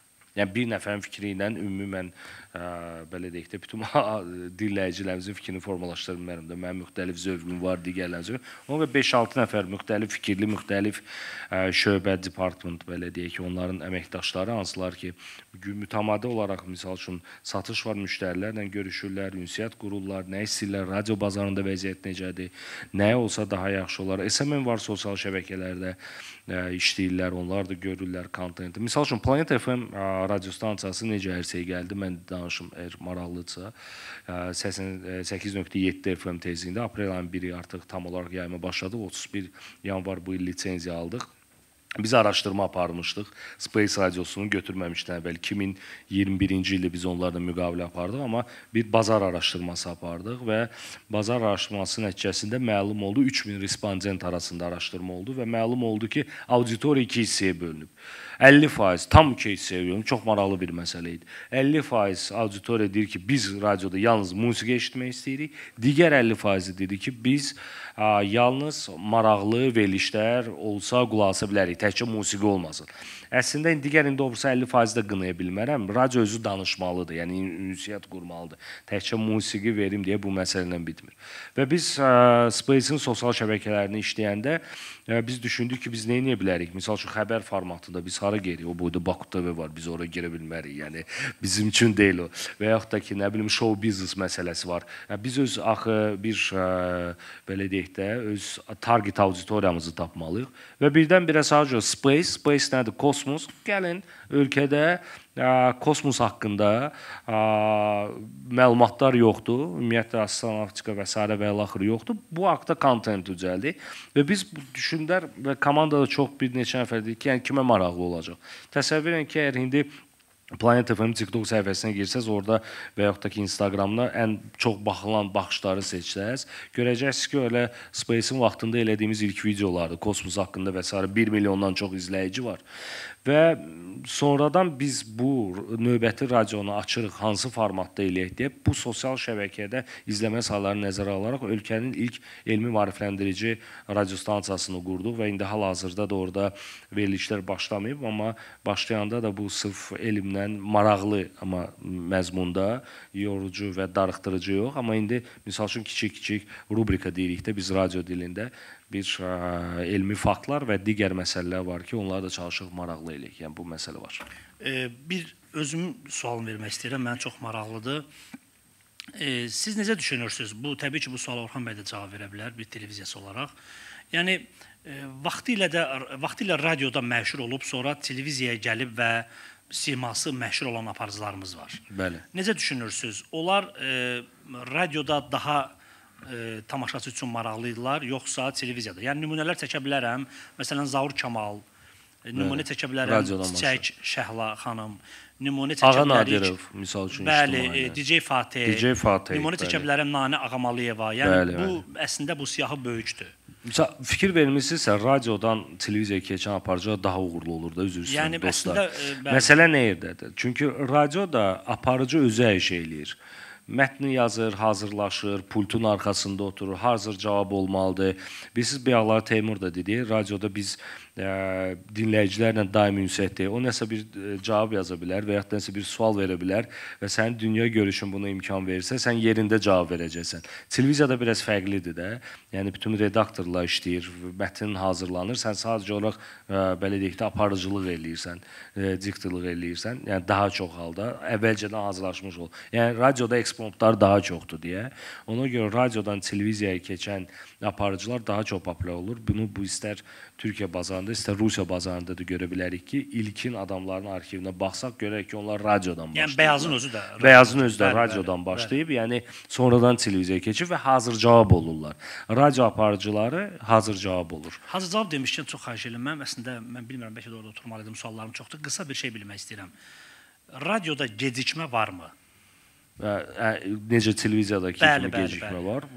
Radioda faktiki olaraq gecikmə yoxdur. Çox maraqlıdır. Yəni, bu nə ilə bağlıdır? Yəni, nə qədər əminsiz? Bizə etibar eləyirlər. Etibar eləyirlər. Və biz də öz dinləyicilərimizə etibar eləyirik. Yoxdur. Havadanlıq çox baxadı, ona görə yoxdur bizdə. Ona görə. Biz o gecikmə məsələsinə gəldikdə, radio həqiqətən, bilirsiniz, televiziyada çox... Sizə də bu doğrudan da etibarla bağlıdır, yoxsa zarafat etdiniz? Valla mən istəyirəm, inanım ki, elədir, açığı. Çünki belə başqa bir izah görə bilmirəm. Yəni, texniki olaraq əgər lazım olsaydı, yəqin edərdilər. Texniki olaraq bu imkan var. Mən sizə açıq deyim. Bəlkə də mən kimsə yadına saldırmış, lazım deyil. Lazım idi, eləməyin də. Yəni, ehtiyac heç vaxt duyulmayıb bu məsələyə. Mən bu suala, hər iki suala cavab vermək istəyirəm. Deməli, bir neçə il əvvəl Teymur Baku TV-də çalışırdı. Debat verilişi aparırdı. Dövlət qurumlarını filan çağırırdı, əməkdaşlarını. Və debatlar elə bir suallar verirdi ki, Teymur bəy. Yəni, o sualların axırı çox belə ağır cavablarla gəlirdi. Belə qırğın, belə bir... Yəni, qalmaqallı olurdu, yəni. Demək olar, bəli. Amma bizdə də gecikmə aparatı yoxdur, həqiqətən. İndi düz sifariş vermişik artıq, amma tam olaraq güvənirdik. Güvənir ki, mən bilirəm ki, bu insan aparıcı verilişi elə düzgün yerinə aparır ki, orada başqa bir problem ola bilməz. Orxan bəy, bax, mən növbəti sualımı çox xahiş edirəm qısa. Son zamanlar sizin televiziyada o qədər tamaşaçıların həvəslə izlədiyi elə mövzular müzakirə olunur. Başqa televiziyalarda bu müzakirə getmir. Sizcə bu nə ilə bağlıdır? Cəsarət. Çünki o mövzular ki var, o biraz belə, yəni bildiniz, yəqin ki, mən başa söz nə demək istəyirəm, bu çox vacib bir nüansdır. Cavid, mənim yerimə cavab verdi. İcazə verin bir şey dediyim, cəsarətdən başqa bir amil də var. istənilən mövzunu peşəkar müzakirə etmək olar. Elə radioda da elədir. Elə bilirsiniz, hamı eyni mövzunu müzakirə eləyir. Belə indi mənim deməyim biraz mən istənilən mövzunu müzakirə eləyəndə ona tək cəsarətə görə eləmirəm. Həm də mən əminəm müzakirə eləyəndə mən bunu edə biləcəyəmmi və hansı argumentlərim var. Bilirsiniz, bəzi adamlar elə onu müzakirə etməsə yaxşıdır. Çünki bacarmayacaq. Mən başa düşdüm, amma bayaqki sualım, xahiş edirəm, sualın yanından keçdiniz, suala cavab vermədiniz. Orxan bəy yəqin ki, özünə məxsus cavab verəcək. O, aparıcılar ki, saydım, onlar radioda uğurluydular, sonra gəldilər televiziyaya, simaları tanındı, daha uğurlu, daha faydalı olmağa başladılar televiziya üçün. Sizin fikrinizcə, harada daha... Mən öz təcrübəmi deyim də, mən 24 il radioda çalışıram, bu 24 il içində dəfələrlə televiziyalarda işləmişəm. Həm televiziya, həm radio, həmişə paralel olub məndə. Yəni, ANS dövründən bəri və s. Mən harada daha faydalıyam sualı verirsinizsə, mənim aləmdə mən radioda daha, ən azından mən radioda daha az adam. Bəlkə siz televiziyada, yəni bu sual, yəni bu fikir deyil, qəti fikir deyil, sualdır. Bəlkə televiziyada uğurlu olmadınız deyə sizə elə gəlir. Yox, mən televiziyada mənim yaratdığım kontent tipim, yəni mənim aparıcı ampluam, bugün televiziyada demək olar yoxdur, məsələ odur. Çox azdır. Siz bizə azadı deyildiniz ki? Siz də azadı. Bizdə yox, mən daxilən azadı. İstədiyiniz qonağı çağırdınız, istədiyiniz sualı verirsiniz. Yox, Orxan, belə bir məsələ var da. Gəlin belə deyək. Baku TV-də biz o verilişi hazırlayanda biz o verilişi neçə illər edə bilərdik də, düzdürmü? Amma bir mövsüm etdik. Niyə etdik? Ona görə yox, Baku TV-də mən azad deyildim, ya Baku TV azad deyil məsələsi. Sadəcə olaraq burada bir belə məsələ var. Yadınızdadırsa bir neçə qalmaqallı siz dediyiniz kimi verilişdən sonra artıq bizi tanıdılar. Əvvəl düşünürdülər ki, Baku TV-yə qonaq göndərməkdə problem yoxdur. Nə ola bilər ki, Baku TV-də də? Və bir neçə dövlət orqanı gəlib biraz çətin vəziyyətə düşəndən sonra növbəti dəfə biz artıq bu mövzuda biz qonaq əziyyəti çəkməyə başladıq. Bax, problem bundadır. Radioda bizim variantımız çox olur. Kənara başqa variantlar tapa bilirik. Bax, televiziyanın başqa variantı olmur. Dövlət qurumu dedi ki, mən bu mövzu müzakirəsinə gəlmirəm. Gəlmirəm, yəni sən də verilişi çəkə bilmirsən və nəticə belə olur. Yəni, bu məsələyə görə deyirəm. Radio daha tez həll tapa bilir, nəinki televiziya. Mən bilmirəm, tamaşaçılar nə qədər inandı sizin cavabınıza. Əslində Teymur necə deməli idi? Ayrılmışsınız, amma hər halda... Yox, ayrılmışıq, yəni layihə var idi, oldu, bitdi də, bu normaldır. Yəni, ayrılmalı bir şey yox idi. Yox, aydındır yəni. Əslində necə cavab verməli idi Teymur? İcazənizlə mən deyim. Teymurun səsi radio üçün cazibədardır, necə deyərlər. Ekran çox qədər cazibədar deyilsən də Teymur. Bir balaca qarnımız var, sən də o dəqiqə. Bir də Orxan bəy, təbii ki, o sualın cavabını vermək istəyirsinizsə əgər, təbii sualın cavabını verə bilərsiniz. Bizdə bir televiziya yeni sıfır yarananda onun radiosu olmaq mütləqdirmi? Yəni bir televiziyanın müəyyən bir yerə gəlib çatmasında radio nə qədər ona köməklik göstərir? Çünki bizdə belə bir nümunə var ki, məsələn, ARB televiziyası çox qısa zaman ərzində yəni radiosu yoxdur və çox yaxşı bəlli bir yerə gəldi. Yəni tamaşaçı, yəni marağı oldu, reytinqlər yüksəldi və s. və axır. Yəni radio nə qədər köməkçi vasitədir televiziyanın qalxmağında? O əvvəllər idi ki, televiziya açılanda yanında mütləq radiosu var idi. Baku TV-nin də radiosu yoxdur, ARB-nin də radiosu yoxdur. Radionun da televiziyası yoxdur. Yəni o da var, o tərəfdən yanaşaq. Məncə hərəsə özü üçün müstəqil getsə, işləsə, o da yaxşıdır. Yəni məncə inanmıram ki, radio televiziya köməkli eləsin, televiziya da radionun. Hərəsinin öz izləyicisi və dinləyicisi var. Burada razıyam Orxan bəydən. Hərə ayrı-ayrıldı işləyəndə daha effektiv olur. Bazarına girmək. Öz radiosunu işlətsin, bizdə televiziya olmasın. Nərmin Babayeva ümumi sual verir ki, Sovet dövründə televiziya və radio aparıcıları efirə çıxmazdan əvvəl xüsusi peşəkar hazırlıqdan keçir, dil və etik normalara ciddi nəzarət olunurdu.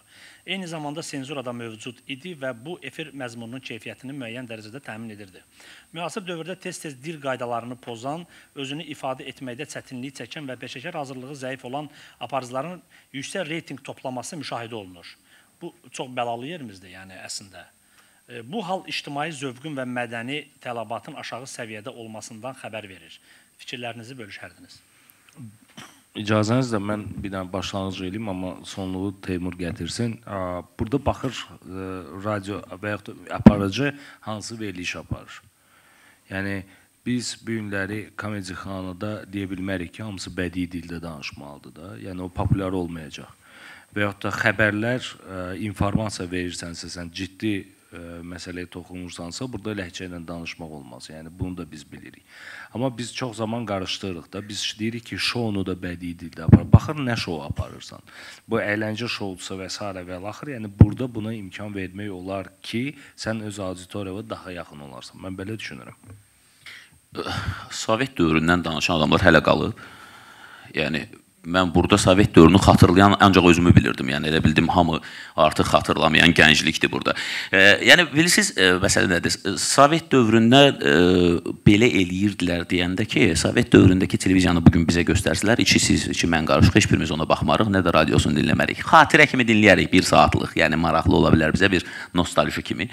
Başqa cür mümkün deyil. Dövrümüz başqadır, tələblər başqadır, amma əlbəttə bu demək deyil, biz dil qaydalarını ümumiyyətlə ləğv etməliyik. Bunlar gərəkdir və lazımdır. Amma Cavidin dediyi kimi əlbəttə formatdan asılıdır. Çoxlu formatlar var. Bu formatlara uyğun da aparıcılar var. O ki qaldı sizi Fariz bəy dediyiniz ki, bəlalı yerimizdə onlar reyting yığır və s. Bəli, var bu amil. Amma burada marketing forumda bir daha onu vurğulamaq istəyirəm. Reyting yığır və pul qazanır. Bunlar paraleldir. Ən böyük əslində əgər bəla deyiriksə, mən iddia etməyəcəm bu bəladır. Amma yox, bəla o deməkdir ki, mən bunu bəla kimi qiymətləndirirəm. Bu həmişə mübahisə mövzusudur. Razıyam. Niyə tam düzgün o cür danışanlar şivə ilə, ləhcə ilə və s. və etik normalar deməzdim. Yəni bəzən etik də olur. Olur yəni. Bəli. Amma şükür Allaha şura var. Yəni o icazə vermir və əslində gecikmələr də məhz ona görədir. Amma onlar niyə daha çox yəni baxılır? Ona görə ki, daha çox baxılır mən bilmirəm. Bunu qoyaq kənara. Amma bugün onlara verilən reklam həcmi, onlara verilən məbləğ, hörmətli şirkətlər tərəfindən kifayət qədər yüksəkdir. Təbii olaraq, baxın, Cavid necə cavab verdi və tam da düz cavab verdi. Hansı radio proqramı uğurludur, pul qazanan, reklamı çox olan? Əgər reklamı çox olan o verilişdirsə, biz niyə deyirik ki, bəyənmirik? Biraz sosial məsuliyyət məsələsi var burada. Yaradılan məzmundan şikayət etməkdənsə durmadan, hansı məzmunu istəyirsiniz doğrudan da, ona dəstək üçün, bayaq Cavid dövlət şirkətləri dedi, mən hətta fərdlərə gələrdim. Ayrı-ayrı, bax, marketing şöbələrinin rəhbərləri, kiçik, böyük şirkətlərin rəhbərləri, nəyi dinləmək istəyirsiniz, nəyə baxmaq istəyirsiniz, ona pul xərcləməyiniz məqbul olmazmı? Və bu, bəzən də bilirsiniz, bu yenə də cəmiyyətə yuxarıdan aşağı baxışın nəticəsidir məncə. İnsanlar bəzən, mən əminəm burada heç kim o verilişlərə baxmaq istəmir, amma ona pul verir. Bilirsiniz, niyə? O hesab edir ki, cəmiyyət o verilişə baxır. Siz niyə cəmiyyət haqqında belə pis fikirdəsiniz? Təşəkkür edirəm. Nərmin Babayeva sual verib, yəqin ki, bu sual mənim özümə aiddir. Azərbaycanda kino sahəsinin mövcud durumunu necə dəyərləndirə bilərsiniz? Yəni, məncə forumun vaxtı çatmaz ona. Çünki mən çox, yəni, orada bir dərdli bir adamam.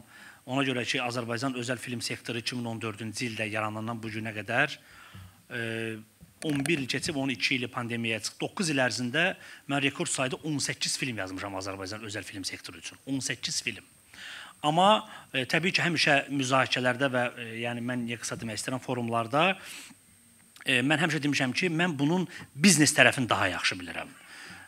Təbii ki, dövlətin böyük bir maliyyə ayırdığı filmlər də var, amma hələ ki, son bu Tağıyev filmindən, yəni o filmə qədər Azərbaycanda hər hansı bir dövlətin maliyyələşdirdiyi bir film Azərbaycanda kommersiya filmləri qədər kassa toplamır. Bu böyük bir, başqa bir, mən yəni əgər belə bir, buna aid belə bir forum olsa, yəni saatlarla danışmağa razıyam. Sonra belə bir sual var. Radiolarda və TV yayımlanan reklamların dil baxımından savadlı və normaya uyğun təqdim olunması məqsədi ilə hansı tədbirlər görülür? Burada bütün tədbirlər görülür, mən qısa olaraq deyim. Yəni, düşünməyin ki, biz reklamdır, puldur, verir, götürürük və onu yayımlayırıq. Yox, hər bir şeyə baxırıq. Burada qanunvericilik tərəfləri məsələləri də var, dil məsələləri də var, normalar da var və reklam haqqında qancıq, misal üçün, qanunvericilikdə ən super və s. və ilaxır, bütün bunlar bu faktorlarda nəzərə alınır. Yəni, hamısı qorunur. Yəni, narahat olmayın, tək ki, siz bizə reklam verin. Biraz da copywriterlərə pul verin. Yəni, müdürlər özləri copywriter olmasın. Elvira xanım sualı var. ChatGPT ilə aranız necədir? Ənənəvi deməyəcəm, amma yeni mediada bir dəstək ola bilirmi? Məncə Orxan bəy bayaq. ChatGPT ilə aranız necədir? Ənənəvi deməyəcəm, amma yeni mediada bir dəstək ola bilirmi? Ümumiyyətlə ChatGPT hər şeydə dəstək ola bilər sizə. Yəni fərq yoxdur, hansı peşənin sahibisiniz. Süni intellektdən istifadə eləsəz özünüzü daha da peşəkar edə bilərsiniz. Ən azından işinizi asanlaşdırır. Belə. Bizim əslində vaxtımız demək olar ki, bitmək üzrədir. Mən təşəkkür edirəm sizə, təşəkkür edirəm bizim qonaqlarımıza, tamaşaçılarımıza. Son anda hansı sualı versəydilər, siz ona qısa, konkret bir 2-3 cümlə ilə cavab vermək istəyərdiniz? Hansı ki, ümumiyyətlə o barədə heç kim sual vermədi sizə? Pul. Radioya niyə pul verək? Reklam üçün. Əgər belə sualınız varsa, ona çox qısa olaraq cavab verim. Radionu dinləyin və radiodakı keyfiyyətli verilişlərdə olan brendlərə və şirkətlərə baxın. Əgər bu şirkətlər illərlə radio bazarında məhsul yerləşdirirlərsə, reklam yerləşdirirlərsə, onlar bunun effektini görürlər. Və xüsusilə də hansı radioda, hansı verilişə reklam verim sualı varsa, məzmun və kontent olduqca əhəmiyyətlidir. Sizin məhsul üçün siz radioya sifariş verə bilirsiniz. Radionun bu böyük üstünlüyü var. Radioya mənim bu məhsulum var, bunu cəmiyyətə tanıtmaq lazımdır. Nə edə bilərik sualına peşəkar radio insanlarından çox aydın cavab və əməli iş ala bilərsiniz. Bunu cəhd eləyin, peşman olmazsınız. Təşəkkür. Böyük Britaniyada belə bir araşdırma aparıblar. 2024-cü ilin araşdırmasıdır və məlum olub ki, insanlar artıq sosial şəbəkələrdə bizim dostumuz Trump'ın deyiləcək fake newslar o qədər çoxalıb ki, insanlar yenidən ənənəvi mediaya qayıtmaya başlayıblar və baxırlar, dinləyirlər. Bu yaxınlarda çox uzağa getməyəcəm. İspaniyada və Portuqaliyada bir hadisə oldu. Teymur həmkarım təsdiqləyə bilər və radionun nə qədər mühüm rol oynadığı ictimai, həm siyasi həyatda, həm dövlətdə bu özünü göstərdi. İnternet yox idi, çünki cəryan yox idi. Bütün İspaniya qaranlığa qərq olmuşdu, Madrid. Təbii ki, işıq və cəryan olmadığına görə burada əfsuslar olsun ki, yəni televiziyaya da baxmaq imkanı yoxdur. Amma biz məlumatı hardan ala bilərik? Radiodan. Ona görə bu vaxtınızı bizə ayırdığınıza görə sizə təşəkkür edirəm. Qulağınız həmişə xoş xəbərlər eşitsin, gözünüz də xoş xəbərlər görsün. Çox sağ olun.